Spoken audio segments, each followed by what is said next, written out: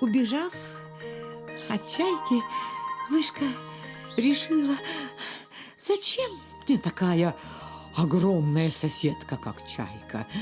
Поселюсь-ка я в другом месте. Лучше я буду большой и буду самой главной. И вдруг она увидела муху, которая сидела на мясе, которая сушилась на вешалах и песенку пела. Как я сытно ем, какое вкусное мясо, ой, как вкусно, как мне хорошо, какое мясо. Никто не достанет меня, только прицелятся и ударят, а у меня уже нет.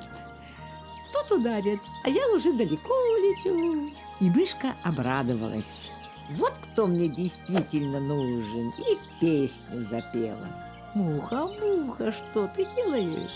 Муха, муха, ты наелась? Меня тоже угости. А муха увидела мышку и думает, ой, как все просто, вот кто мне нужен. Это та самая хитрая мышка, про которую рассказывают всякие небылицы.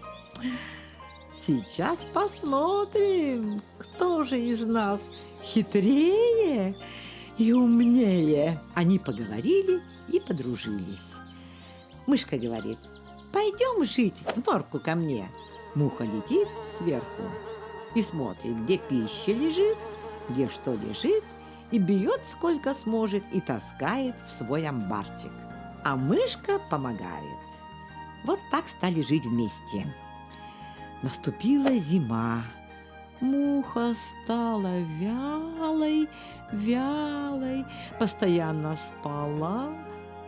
И мышка решила поухаживать за подругой, положила ее к себе под теплое одеяло. А вот к весне муха стала оживать и ожила. Надо же как-то свое здоровье поправить и на ноги встать. И она начала потихонечку делать запасы еды. Однажды мышка проснулась, мухи нет. Куда она пошла? Ну ладно, пусть походит.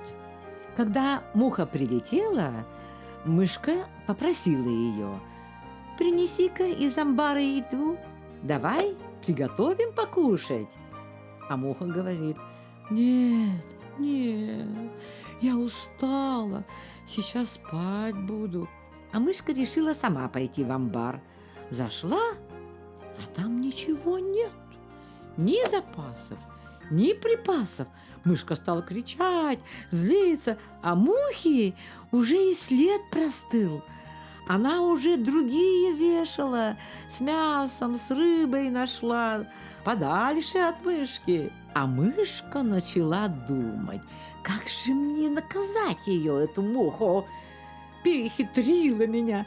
Мышка знала, где летает муха, и решила она притвориться мертвой.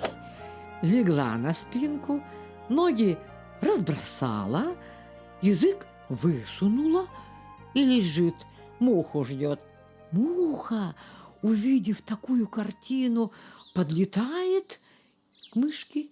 Ой, мышка-подружка моя бедная, от голода, наверное, умерла, от голода.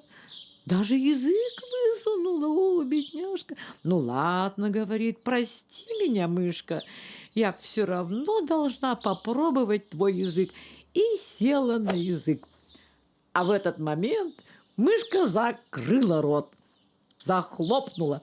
Таким образом она поймала хитрую и наглую муху. А муха умоляет, милая моя сестренка, меня не убивай, я больше так не буду делать. Мышка привязала ее к тайнику сырой зеленой веревкой, А муха-то была жирная, толстый живот нарастила. Время-то шло, и постепенно муха худела. Живот худел, и таким образом она смогла высвободиться и улететь. И на этот раз мышка осталась с носом. С тех пор начали мышка и муха друг друга побаиваться. Мышка боится муху, а муха боится мышку. И с тех пор у мухи живот зеленый стал из-за зеленой мокрой веревки.